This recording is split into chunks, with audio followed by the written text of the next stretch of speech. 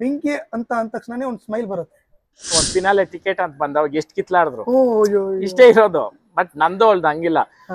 ಒಂದ್ಸಲಿ ನಾಮಿನೇಟ್ ನಾನ್ ಮಾಡಿದ್ ಫುಲ್ ಹತ್ಕೊಂಡ್ಬಿಟ್ಟು ನೀನ್ ಯಾರು ನಂಬ ಕೇಳಿದ್ರು. ನೀನ್ ಯಾಕೆ ಕೊಟ್ಟೆ ಅಣ್ಣ ನಿಮ್ದಕ್ಕೆ ನಮ್ಗೆ ದೇವ್ರು ಇದ್ದಂಗೆ ನಿಮ್ದು ಫೋಟೋ ಇಕ್ತೀರಿ ಅಂದ್ರ ಅಮ್ಮ ಬೇಡಮ್ಮ ನಿನ್ ಮಗನ್ ಕರೆಕ್ಟ್ ಟೈಮ್ ಕಳ್ಸು ನನಕ ಅಂತ. ಅವನೇ ನಮ್ಮ ಮಣ್ಣಿನ ಮಗ. ನಮ್ಮೂರಲ್ಲಿ ಅವನ ಹೆಸರು ಹೇಳಕ್ ಇಷ್ಟ ಪಡಲ್ಲ. ನಮ್ಮ ಮಧು ಜೊತೆ ಇದ್ದ ಮಗು ಕೇಳ್ದಂಗೆ ಹೇಳ್ದೆ. ಯಾಕಂದ್ರೆ ಕೆಲವೊಂದು ನಾನು ನೋಡ್ತಾನೆ ಹೇಳ್ತೀನಿ. ಯಾಕಂತಂದ್ರೆ ಇದು ನರಿನಾ ಇದು ನಾಯಿನ ಅನ್ನೋದು ಗೊತ್ತಾಗ್ಬಿಡ್ತದೆ ಅದ್ರ ವಾತಾವರಣದಲ್ಲಿ.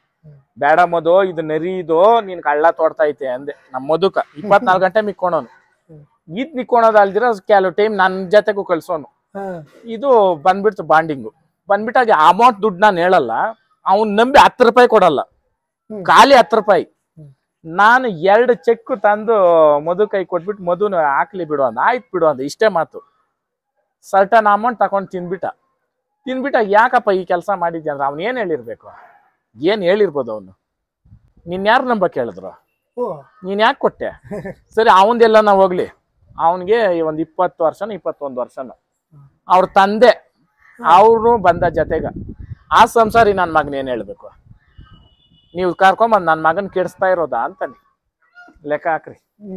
ನಂಬಿಕೆ ಅನ್ನೋದು ಎಲ್ಲೋಯ್ತು, ಕಾಡ್ಕ್ ಹೋಗ್ಬಿಡ್ತು. ಅದಕ್ ಮುಂಚೆ ಅವನೇ ಹೇಳವ್ನೆ ನನ್ನ ನಂಬಿ ಇಷ್ಟು ದುಡ್ಡು ಹಾಕವ್ರೆ ನಾನು ಉಳಿಸ್ಕೊಬೇಕಿದ್ರನ್ನ ಅಂತ. ಆಮೇಲೆ ನಮ್ಮ ಹುಡುಗರ್ಕೆಲ್ಲ ನಾನು ಒಂದ್ ಹೇಳಿದ್ ನೋಡಪ್ಪ ಇದ್ರಿಂದ ದೂರ ಇರ್ಬೇಕು, ಇದ್ರನ್ನ ಹತ್ರ ಕೂಡ ತಕೊಂಡ್ಕೊಡ್ದು ನಾವು, ಹತ್ರ ಕೂಡ ಬರ್ಬಾರ್ದು ಅಂತವ್ರು. ಯಾಕಂತಂದ್ರೆ ಎಲ್ಲನ್ನ ಕರ್ಕೊಂಡು ಕತ್ಕೊಯ್ಯಕ್ಕೂ ರೆಡಿ. ಆ ಕಾರಣಕ್ಕ ನಾವು ಮಾಡ್ತಕ್ಕಂಥ ಸಂಬಂಧಗಳು ಸ್ನೇಹಿತರನ್ನ ದಯವಿಟ್ಟು ಫಿಲ್ಟರ್ ಮಾಡಿ ಇಟ್ಕೊಳ್ರಿ. ಇದು ನನ್ನ ಅನುಭವ ನಾನು ಹೇಳೋದು. ಇನ್ನೂ ಒಂದು ಎಕ್ಸಾಂಪಲ್ ಕೊಡ್ತೀನಿ. ಇದೇ ನಮ್ಮೂರ್ದೇನೆ. ಕೋಳಿ ಬುಟ್ಟಿ ಮುಚ್ತಿರಲ್ಲ ಅದ್ರಲ್ಲಿ ಮಕ್ಕಳನ್ನ ಮುಚ್ಚಿಕ್ಕಿದ್ರು. ಈ ಕಡೆ ಒಂದ್ ತೆಂಗಿಕ್ ಮಗು, ಈ ಕಡೆ ಇನ್ನೊಂದ್ ತೆಂಗಿಕ್ ಮಗು. ಅವ್ನು ನನ್ನ ಹತ್ರ ಡ್ರೈವರ್ ಕೆಲಸ ಮಾಡ್ತಾ ಇದ್ದ. ಮಾಡ್ಬೇಕಾದ್ರೆ ಮುಸ್ಲಿಂ ಅವನು. ಯಾಕೆ ಈ ಮಾತು ಹೇಳ್ತಾ ಇದ್ದೀನಿ ಅಂದ್ರೆ ಅವ್ರ ಅಮ್ಮ ಹೇಳೋರು, ಅವ್ರ ಭಾಷೆ ನಾನು ಹೇಳೋದಕ್ಕೋಸ್ಕರ. ಅಣ್ಣ ನಿಮ್ದಕ್ಕೆ ನಮ್ಗೆ ದೇವ್ರು ಇದ್ದಂಗೆ ನಿಮ್ದು ಫೋಟೋ ಇಕ್ತೀರಿ ಅಂದ್ರ ಅಮ್ಮ ಬೇಡಮ್ಮ ನಿನ್ ಮಗನ್ ಕರೆಕ್ಟ್ ಟೈಮ್ ಕಳ್ಸು ನನಕ ಅಂತ. ಒಂದ್ ಅಷ್ಟ್ ದಿನ ಆದ್ಮೇಲೆ ಊರೊಳಗಡೆ ನಾನು ಯಾವ್ದೋ ಫಂಕ್ಷನ್ಗೆ ಹೋಗ್ಬೇಕು, ನಾನು ಮುಂದೆನೆ ನಿಂತವ್ನಲ್ಲಿ ಫೋನ್ ಹಾಕ್ದೆ ಎಲ್ಲೋ ಇದೀಯ ಅಂದ್ರೆ ಅಣ್ಣ ಹಾಸ್ಪಿಟ್ಲ್ ಹತ್ರ ಇದ್ದೀನಿ ಅಂದ. ನೋಡ್ರಿ ಊರೊಳಗವ್ನೆ. ಬಾರ ಇಲ್ಲಿ ಮನೆ ಹತ್ರ ಅಂದೆ.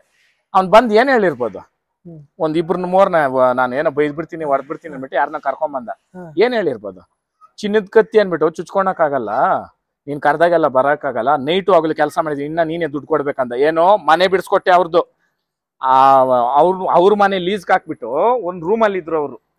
ನಾನ್ ಆ ಮನೆ ಅವ್ನ ಹಿಂದಿವನು ಅವನ್ಗೆ ದುಡ್ಡು ಕಟ್ಟಿ ರಿಲೀಸ್ ಮಾಡಿ ಕೊಟ್ಟು ಅವ್ರ ಹಂಗಂದ್ರು ಫೋಟೋ ಇಕ್ಕಿ ಪೂಜೆ ಮಾಡ್ತೀರಿ ನಿಮ್ದು ಅಂತ. ಎಲ್ಲಿ ಪೂಜೆ ಮಾಡಿದ್ದು ಗುಣಿನಾಗ. ಇಷ್ಟೇ ಇರೋದು. ಆ ಟೈಮ್ಕ ಊಟ ತಿನ್ಬೇಕಾದ್ರೆ ರುಚಿ ಇರ್ತದೆ. ಹೊಟ್ಟೆಕ್ ಹೋದ್ಮೇಲೆ ಹೊಟ್ಟೆ ನೋವಂತೆ ಬೇದಿಗಳಂತೆ ಎಲ್ಲ ಬಂದ್ಬಿಡ್ತದೆ.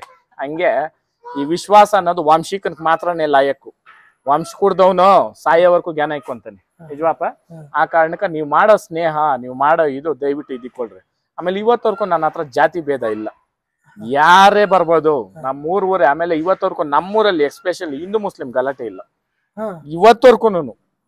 ಆ ಕಾರಣಕ್ಕ ಜಾತಿ ಅನ್ನೋದು ಎಲ್ಲಿ ಬೇಕು ಅಂತಂದ್ರೆ ತಿಂದು ಈ ಕಾರ್ಯ ಮಾಡ್ತಿರಲ್ಲ ಸತ್ತೋದವಾಗ 11 ದಿನ ಕಾರ್ಯ ಅಲ್ಲಿ ಕಿಕ್ಕೊಳ್ರಿ, ಇಲ್ಲ ನಿಮ್ ಮದ್ವೆ ಕಿಕ್ಕೊಳ್ರಿ. ಹೊರಗಡೆ ಬಂದ್ಮೇಲೆ ಬೇಕಾಗಿಲ್ಲ. ಯಾವ ಜಾತಿ ಅನ್ನೋದು ಯಾರಿಗೂ ಗೊತ್ತಿರಲ್ಲ. ನಿಜಾನಣ್ಣ? ಇವಾಗ ಒಂದು ನೀರು ತಗೊಂತೀರಿ, ಬಿಸ್ಲರಿನೋ ಕಿನ್ಲೇನೋ, ಅದ್ ಯಾರು ತಯಾರು ಮಾಡೋರು ಅಂತ ನಮ್ಗೆ ಗೊತ್ತಾ? ಇಷ್ಟೇ ಇರೋದು. ಆ ಕಾರಣಕ್ಕ ಇವೆಲ್ಲ ಬಿಟ್ಟು ಹೊರಗಡೆ ಫಸ್ಟ್ ನಾವು ಮಾನವೀಯರು, ಮನುಷ್ಯರು, ನಾವು ಮಾನವೀಯತೆ ಮೆರಿಬೇಕು. ಅದಾದ್ಮೇಲೆ ಎಲ್ಲ ಅಂತ ನಾನು ಹೇಳ್ತೀನಿ. ಈಗ ಅದೇ ಹೇಳ್ಬಿಟ್ಟೆ ಎಲ್ಲ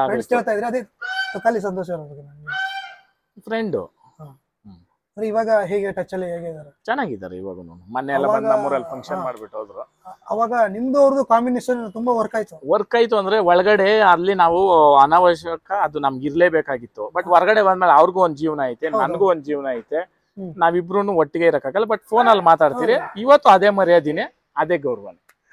ಏನಪ್ಪ ಈಗ ಇಷ್ಟೆಲ್ಲ ರ್ಯಾಶ್ ಆಗಿ ಇದೆಲ್ಲ ಮಾತಾಡಲ್ಲ. ನಾನು ಎಷ್ಟೊಂದು ಇಂಟರ್ವ್ಯೂಗಳನ್ನ ನೋಡಿದೀನಿ. ಮಾತು ಏನು ಅನ್ಕೋಬೇಡಿ, ಪಿಂಕಿ ಅಂತ ಅಂದ ತಕ್ಷಣನೇ ಒಂದು ಸ್ಮೈಲ್ ಬರುತ್ತೆ. ಅದು ಫ್ರೆಂಡ್ಶಿಪ್ ಅಷ್ಟೇನೆ, ಅದ್ರಲ್ಲಿ ಅಲ್ಲ.